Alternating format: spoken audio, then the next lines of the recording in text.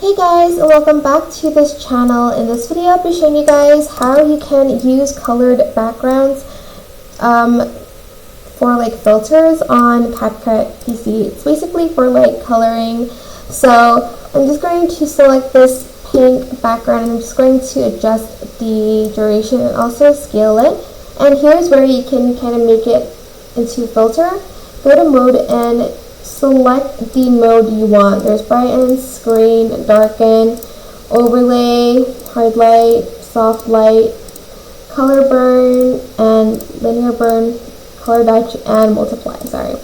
And out of all, I like soft light because it really gives the video a pink vibe without it being too harsh. You can also adjust the strength of the filter, like the background filter here. I'm just going to set it at 89, and that is it. You can add more adjustments here, maybe to the video,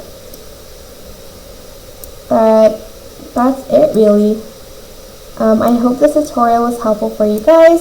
Don't forget to like, comment, share, and also subscribe to this channel if you haven't done that already. If you have any questions, just leave it in the comment section down below, and I will try my best to answer them all for you guys. And if you found this video helpful, please click the thanks button above the description box down below. Thank you so much for watching. Bye!